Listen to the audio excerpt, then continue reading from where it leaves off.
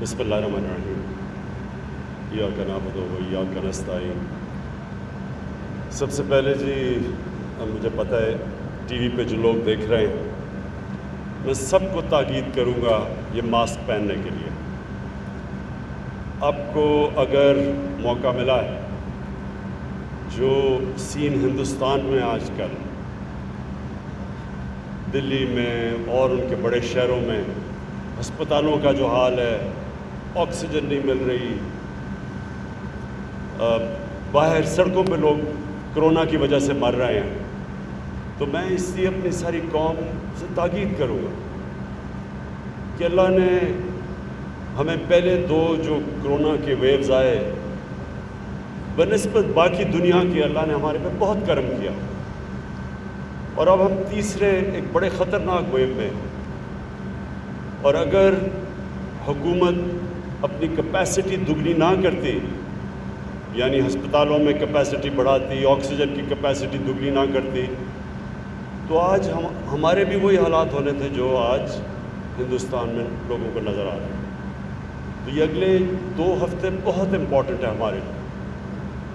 ہم نے اس کی کرونا کا جو کیسز ہیں ان کو نیچے لے کے آنا ہے، تو میں اس سے سب سے تاکید کروں گا کہ جو ایک چیز جس سے ثابت ہو گیا کہ کرونا کے کیسز، کرونا کنٹرول ہو جاتی ہے، وہ ہے یہ ماسک۔ تو میں سب سے تاکید کروں گا یہ ماسک پہنیں۔ اب جی میں چیف منسٹر صاحب آپ کو،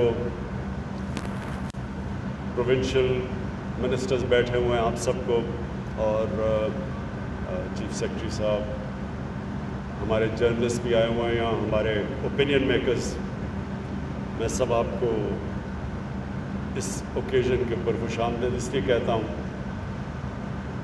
کہ پاکستان کے اندر جب سے میری عمر تقریباً پاکستان جتنی ہے، تو ہماری بدقسمتی یہ ہوئی کہ ہمارا ایک مائنڈ سیٹ، جب سے مجھے ہوش ہے، وہ مائنڈ سیٹ یہ ہے کہ یہ صرف ایک چھوٹے سے طبقے کا پاکستان ہے۔ اس کو انگلش میں ایک ٹرم استعمال کرتے ہیں، ایلیٹ کیپچر۔ ایک ایلیٹ نے ملک کو ہر طرح اپنے قابو میں، قبضے میں لیا ہوا ہے۔ تعلیم کا نظام انگلش میڈیم، اچھی نوکریاں انگلش میڈیم، کوئی یہ نہیں سوچتا کہ اردو میڈیم کو کیسا تعلیم مل رہی ہے۔ دینی مدرسوں میں جدھر 25 لاکھ بچے پڑھتے ہیں ان کو کیسی تعلیم مل رہی ہے، کبھی کسی نے نہیں سوچا۔ کیونکہ میرے اگر بچے انگلش میڈیم میں پڑھ رہے ہیں اور ان کو اچھی نوکریاں مل رہی ہیں، مجھے کیا فرق پڑتا ہے کہ باقی ملک میں کیا ہو۔ یہ ایٹیٹیوڈ تھی۔ جیلوں میں صرف غریب لوگ نظر آتے ہیں، اور اس کی وجہ ہے کہ ہم نے دیکھ لیا کہ ہمارا انصاف کا نظام طاقتور ڈاکو کو نہیں پکڑ سکتا، اور جو جیلوں میں جاتے ہیں وہ صرف غریب لوگ جاتے ہیں جن کے پاس پیسہ نہیں ہے بڑے بڑے مہنگے وکیل کرنے کے لیے۔ اور پھر ہسپتال، سرکاری ہسپتالوں میں ہم نے اپنی زندگی میں دیکھا کہ سرکاری ہسپتال ہمارے جو انگریز چھوڑ کے گیا تھا، بہترین علاج ہوتا تھا۔ میری بہنیں سارے میو ہاسپٹل میں پیدا ہوئے تھے، لیکن آہستہ آہستہ امیروں کے لیے پرائیویٹ ہاسپٹلز بن گئے، صرف غریب گورنمنٹ ہاسپٹلز میں جاتے تھے، اور جو سپر رچ تھے وہ باہر اپنا علاج کرواتے تھے۔ تو یہ جو ایک سسٹم بن گیا ہمارا، جس میں یہ سوچ ہی نہیں تھی کہ ایک عام آدمی کس طرح اپنی زندگی گزارتا ہے، اور اسی میں یہ ہاؤسنگ آ گئی۔ ہم نے اپنی آہستہ آہستہ لاہور کو دیکھا کچی وادیاں بنتے ہوئے۔ یہ لاہور، اس کا پانی، عام نلکے کا پانی، میٹھا پانی سب پیتے تھے، اس میں صاف سٹی آف گارڈن سمجھا جاتا تھا، پولوشن نہیں ہوتی تھی لاہور میں۔ تو آہستہ آہستہ لاہور کو ہم نے دیکھا پھیلتا گیا، ان پلانڈ سیٹلمنٹ، امیروں کے علاقے ہو گئے، ڈیفنس، اچھی لوکیشنز، بیریا، ڈیفنس، کسی نے نہیں سوچا کہ عام آدمی جو تنخواہ دار ہے، جو زمینوں کی قیمتیں یہاں پہنچ گئی، اس نے کیسے گھر بنانا تھا؟ تو وہ کیا کرتا؟ کچی آبادیاں بننی شروع ہو گئی۔ آج آپ یہ سوچیں کہ آدھا کراچی کچی آبادی ہیں۔ کچی آبادی کا مطلب نہ سیوریج سسٹم، نہ بجلی، نہ لیگل کوئی کنیکشنز۔ وہ رشوت دیتے ہیں ان لوگوں کو جو بجلی کا محکمہ ہوا، گیس کا، تب ان کو کنیکشن ملتا ہے اور وہ بڑے پیسے دیتے ہیں۔ غریب لوگ ہیں، گندگی میں رہتے ہیں، بچوں کو بیماریاں ہو رہی ہیں، پیٹ کی گند کے اندر ہے، سارا اوپن سیوریج ہے۔ کبھی کسی نے نہیں سوچا کہ یہ لوگ کیسے رہ سکتے ہیں؟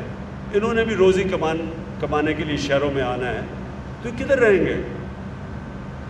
تو کچی آبادیاں بڑھتی گئی، ساتھ ساتھ پھر قبضہ گروپ آتے گئے۔ قبضہ گروپوں نے کیوں آئے؟ کیونکہ زمینوں کے کیس ہی نہیں حل ہوتے، عدالتوں میں 50 سال چل رہے ہیں، وہ قبضہ گروپ آ گئے، ان کے ساتھ پورا ایک ٹرائکا بن گیا، ساتھ مل گیا جج، ساتھ مل گیا پولیس، ساتھ مل گیا قبضہ گروپ۔ اور کن کی زمینوں پہ قبضہ کر رہے تھے؟ کمزور لوگوں پہ یا حکومت کی زمینوں پہ۔ تو یہ جو ہمارا آئیڈیا نیا پاکستان ہاؤسنگ ہے، اس کی سوچ ساری یہ ہے کہ امیر آدمی تو پھر ان کی تو فکر نہیں ہے، ان کے پاس تو پیسے ہیں، وہ تو بڑے بڑی ڈیفنس یا بیریا میں جا سکتے ہیں، لیکن عام آدمی، تنخواہ دار طبقہ، گورنمنٹ سرونٹس، مکینک، ویلڈر، کسان چھوٹے، ان کے لیے یہ ملک کیا کر رہا ہے؟ تو اپنی قوم سے جو میں بات کہنا چاہتا ہوں کہ یہ ذہن میں ڈال لیں کہ کبھی بھی وہ معاشرہ ترقی نہیں کر سکتا جو معاشرہ اپنی عوام کی، عام آدمی، اس کو اوپر اٹھانے کی کوشش نہیں کرتا۔ کوئی دنیا میں معاشرہ جس میں ایک چھوٹا سا امیروں کا جزیرہ ہو اور نیچے سمندر ہو غریبوں کا، آج تک وہ معاشرہ اوپر نہیں گیا۔ جو میں بار بار مدینہ کی ریاست کی بات کرتا ہوں کیونکہ ہم ایک اسلام کے نام پہ ملک بنا تھا، ہماری آبجیکٹو ریزولوشن میں تھا کہ پاکستان کا آبجیکٹو ہے اسلامی فلاحی ریاست۔ وہ کس کے اوپر بیس ہوئی تھی؟ وہ مدینہ کے اوپر ہوئی تھی۔ مدینہ میں کیا ہوا تھا؟ سرکار مدینہ نے 2 کام کیے تھے۔ یہ یاد رکھیں، کبھی مدینہ میں آتے ساتھ ہی دودھ کی نہریں نہیں بہی تھیں، لیکن انہوں نے 2 چیزیں کر دی تھیں۔ سب سے پہلے انہوں نے قانون کی بالادستی قائم کی تھی کہ صرف غریب لوگ ہی نہیں جیل میں جائیں گے، طاقتور کو قانون کے نیچے لے کے آئے تھے۔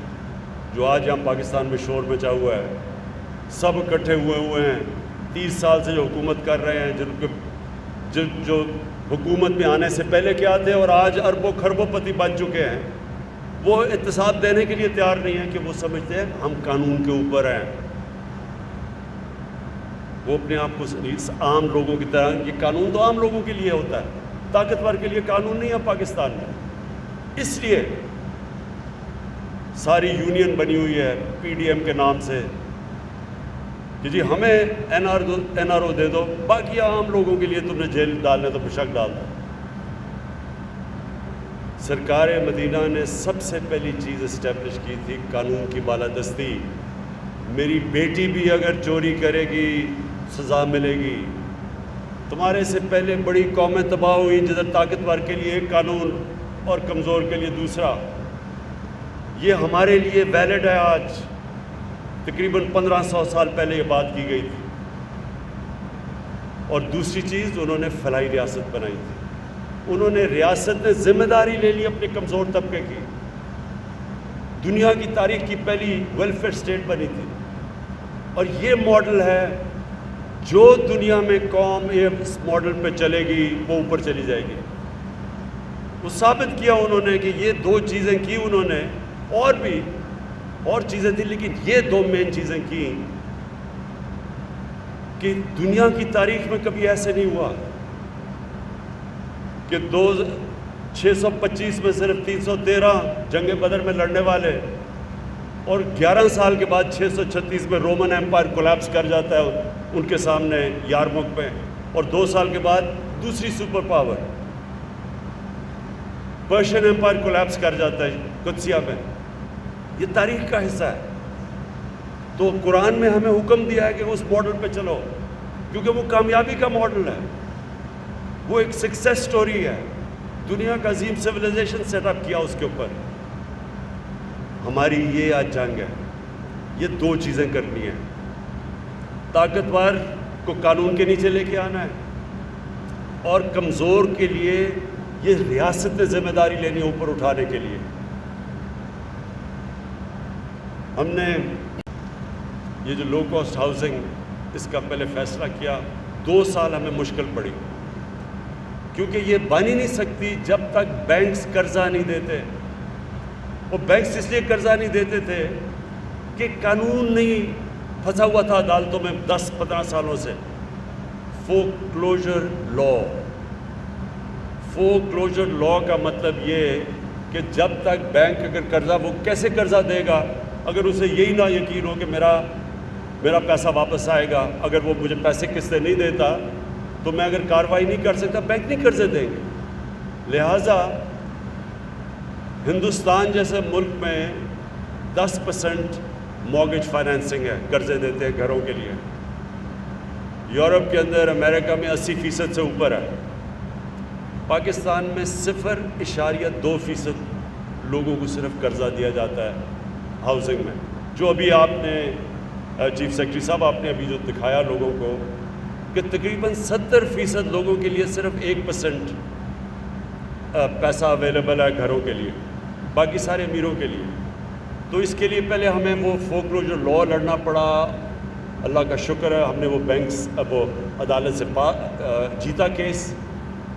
اس کے بعد اب بینکس کو لے کے آئے، اب بینکس کو ٹریننگ دلوا رہے ہیں، بینکس کو کہہ رہے ہیں کہ اپنے سٹاف کو ٹرین کریں، کیونکہ ان کو آئیڈیا ہی نہیں ہے کہ کیسے غریب آدمی کو قرضہ دینا ہے۔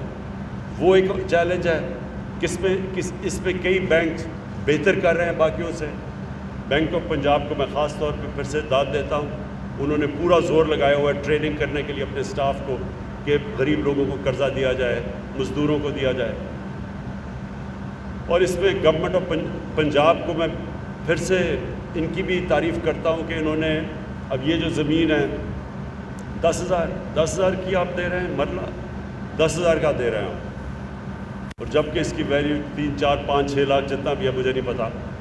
تو سبسڈائز زمین، اس کے اوپر سبسڈائز قرضے، گورنمنٹ فیڈرل گورنمنٹ 3% پہ قرضہ دے رہی ہے، باقی جو اوپر بینکوں کو جو کاسٹ کرتا ہے وہ گورنمنٹ خود اس کا بوجھ اٹھا رہی ہے۔ پھر ہر گھر کے اوپر 3 لاکھ روپیہ سبسڈی دے رہی ہے۔ اس کا کیوں یہ کر رہی ہے؟ تاکہ جو غریب آدمی جب ایک گھر لے تو اس کو جتنا وہ کرایہ دے رہا ہے آج، اتنا ہی کرایہ وہ قرضوں کی قسطوں پہ چلا جائے اور اپنا گھر بھی اس کے پاس آ جائے۔ اور یہ ہے ایک انشاءاللہ شروعات ایک ریولوشن کی، کیونکہ یہ انشاءاللہ آپ دیکھیں گے انقلاب آ جائے گا۔ اس سے سب سے پہلے تو ایک عام آدمی جو کبھی خواب بھی نہیں دیکھ سکتا تھا کہ اپنا گھر اس کا ہو، اس کو اپنا گھر مل جائے گا۔ اس سے بڑی کوئی نعمت نہیں ہے کہ انسان کی کہ جو اس کے اپنی جو بھی محنت مزدوری مر کھپ کے، لیکن جب گھر آتا ہے تو اپنا گھر ہے اس کا۔ اور پھر یہ بہت بڑا ایک سیکیورٹی ہوتی ہے لوگوں کے لیے کہ ہمارا گھر ہے۔ ڈر لگا رہتا ہے کہ اگر کرایہ نہیں دے تو ہمیں باہر سڑکوں پہ چلے جائیں گے۔ اور اس سے پھر کچی آبادیاں جو سارے پھیلتی جا رہی ہیں، ہماری آبادی بڑھ رہی ہے، کچی آبادیاں بڑھ رہی ہیں، اور وہ اتنا بڑا پولوشن ہیزرڈ ہے اب ہمارے لیے، کیونکہ ان ٹریٹڈ سیوریج جا رہی ہے گراؤنڈ واٹر کے اندر، پانی کنٹیمنیٹ کر رہا ہے نیچے۔ جیسے جیسے پانی نیچے جاتا ہے سندھ کی طرف، 70% سندھ کا جو گراؤنڈ واٹر ہے اس میں آرسینک ہے، پولوٹڈ ہے۔ تو اگر کچی آبادیاں بنتی جائیں گی اور سیوریج ان ٹریٹڈ جائے گا، آخر تو اس کا نقصان ہوگا، ہمیں ہی ہوگا۔ اس لیے کچی آبادیاں انشاءاللہ ان کے لیے ہمارا ایک اور پلان بنا ہوا ہے ہم نے جو ماڈل جو ترکی میں استعمال کیا گیا ملیشیا میں، انشاءاللہ اس ماڈل کے ذریعے ہم سارا رینیو کریں گے، کچی وادیوں کو چینج کریں گے، کیونکہ وہ سارے علاقوں کے اندر جس طرح کراچی آدھا کراچی کچی وادی ہے، تو اس کے لیے پورا پلان بنا رہے ہیں کہ کچی وادیوں کو کنورٹ کریں، انہی لوگوں کو مالکانہ حقوق دیں، انہی لوگوں کو جس طرح یہ گھر دے رہے ہیں، سیوریج، پانی، بجلی سب کچھ دیں، ان کے پاس مالکانہ حقوق آئیں اور وہ علاقہ بھی تبدیل ہو جائے اور گورنمنٹ بھی پیسے بنائے۔ پھر دوسرا اس کا فائدہ یہ ہے کہ جب ہاؤسنگ شروع ہوتی ہے تو ہاؤسنگ سے 30 انڈسٹریز کنیکٹڈ ہیں، تو جیسے ہی ہاؤسنگ آپ گھر بنانے شروع کرتے ہیں تو 30 اور انڈسٹری چلنی شروع ہو جاتی ہے، ساری ملک کی اکانومی اٹھ جاتی ہے۔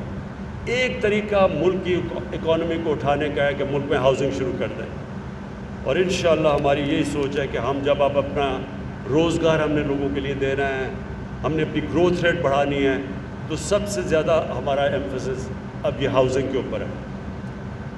ساتھ ساتھ ہم نے کنسٹرکشن انڈسٹری کو پوری طرح انسینٹیوائز کیا ہوا ہے، ان کی ساری رکاوٹیں دور کی ہیں جو ان کے پرابلمز تھے، اور آج مجھے بڑی خوشی ہے کہ پاکستان کی تاریخ کے ریکارڈ ٹوٹ گئے ہیں۔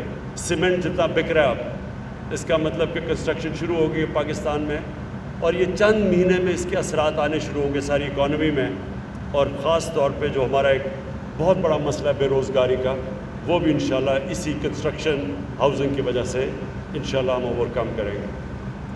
میں ایف ڈبلیو اے کو اور ان کو اس لیے میں آج مبارک دیتا ہوں کیونکہ انہوں نے بڑی تیزی سے کام شروع کیا، ہمیں ریکارڈ ٹائم پہ وہ ہمیں یہ لو کاسٹ ہاؤسنگ بنا کے دے رہے ہیں، تو ان کو بھی میں آج خراج تحسین پیش کرتا ہوں کیونکہ وہ بھی اس کا حصہ ہے۔ نیا پاکستان ہاؤسنگ میں جنرل حیدر آپ لیڈ کر رہے ہیں، اور آپ سارا یہ کوآرڈینیشن سے یہ ساری لو کاسٹ ہاؤسنگ ہو رہی ہے، آپ کو بھی، اور آج جو 9 اوکیزن کے اوپر ہمارے بیٹھے ہوئے ہیں جدھر ساری جگہ اوپننگ ہو رہی ہے، ادھر ہر جگہ کے اوپر یہی پیری اربن ہاؤسنگ کا آج لانچ ہے، تو وہ بھی مجھے بڑی خوشی ہے کہ اس میں ہم بڑے بڑے وہ علاقے کور کر رہے ہیں جدھر کبھی کوئی کانسیپٹ ہی نہیں ہے کہ عام لوگوں کے لیے گھر بنائے جائیں۔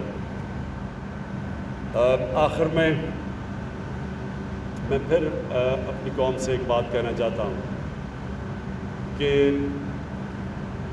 اللہ نے ہمارے ملک میں ہر قسم کی نعمت بخشی، ہم نے اللہ کی نعمتوں سے فائدہ نہیں اٹھایا۔ میں وہ پاکستانی ہوں جس نے سارا پاکستان دیکھا، اور کسی نے کوئی اور پولیٹیکل لیڈر اس ملک میں نہیں آیا جس نے سارا ملک دیکھا ہوا ہے۔ اس لیے میں جانتا ہوں کہ ہم نے کبھی توجہ نہیں دی ان علاقوں پہ جو اگر ہم علاقے تھوڑے سے بھی ڈیولپ کر لیں تو صرف ٹورزم سے، میں پھر سے کہہ رہا ہوں، ٹورزم صرف ایک ایسا ایریا ہے جس سے ہم سارا اپنا جتنی اس وقت ایکسپورٹس کر رہے ہیں اس سے زیادہ صرف ٹورزم سے یہ ملک پیسہ کما سکتا ہے۔ کبھی کسی نے توجہ نہیں دی کیونکہ بدقسمتی سے جو یہاں کے لیڈرشپ تھی ان کے ہالیڈیز بھی باہر ہوتے تھے، ان کے لنڈن میں بڑے بڑے گھر ہیں، ان کے دبئی میں پیلسز ہیں، انہوں نے کبھی دیکھا ہی نہیں کہ اس ملک میں اللہ نے کیا کیا دیا۔ پھر جو ایگریکلچر ہے اس کے اوپر میں نے پہلے تو اکانومی کو سٹیبلائز کر رہا تھا، پورا توجہ ایگریکلچر پہ، یہ میں اب خود لیڈ کر رہا ہوں۔ میں آپ کو ثابت کر کے دکھاؤں گا کہ پاکستان میں ایگریکلچر کی اتنی بڑی ریولوشن آئے گی، ہمارے پاس وہ چیزیں ہیں ہم نے کبھی سوچا ہی نہیں ایگریکلچر کے اوپر، 50 سال سے ہم نے ایگریکلچر کے اوپر نہیں سوچا۔ ہم نے صرف 2 سالوں میں صرف کسان کو ہم نے اس کی پیمنٹ دلوائی ہے۔ کبھی گنے میں جو بیچارہ کسان محنت کرتا تھا اس کو کبھی پیمنٹ ہی نہیں ملتی تھی گنے کی، صرف ہم نے 2 سال ان کو پیمنٹ دلوائی ہے۔ آج انشاءاللہ ہماری جو گندم کی ییلڈ ہے وہ ریکارڈ ہے جو اب آ رہی ہے، ابھی تک ساری اسیسمنٹ ہے کہ سارے ریکارڈ ٹوٹ گئے ہیں۔ ہماری چاول کی ییلڈ ریکارڈ پہ ہے، ہمارا مکئی کی ییلڈ ریکارڈ کے اوپر ہے۔ حالانکہ پھر سے میں ابھی کہہ رہا ہوں ابھی ہم نے نئے ٹیکنیکس نہیں لے کے آئے، ہم نے صرف کسانوں کے پاس پیسہ کیا ہے کیونکہ ان کو قیمت ملی ہے اپنی پیداوار کی۔ 11 ارب روپیہ صرف اس سال کسانوں کے پاس اضافی گیا ہے۔ کیونکہ ہم نے ان کو صحیح معنی میں ان کے گندوں میں بھی قیمت دی ہے اور چاول پہ ملی ہے، ان کو مکئی میں ملی ہے، گنے میں ملی ہے۔ جب انشاءاللہ آپ نئی ٹیکنیکس لے کے آئیں گے تو ایگریکلچر سے انشاءاللہ پاکستان کو اٹھا دیں گے۔ اور اس کے علاوہ اب جو ہمارا جو آگے پلان ہے وہ انڈسٹریز جن کو نگلیکٹ کیا، آئی ٹی، اس بار یہ آئی ٹی ایکسپورٹس ریکارڈ ہوئی ہیں پاکستان کی تاریخ، اور ہماری جو ایکسپورٹس ہیں اب، کیونکہ ہم نے انڈسٹری کو اس وقت ان کی مدد کی ہے پوری طرح، ان کو ایکسپورٹ انڈسٹری کو 11 سال کے بعد سب سے زیادہ ایکسپورٹس ہے پاکستان میں۔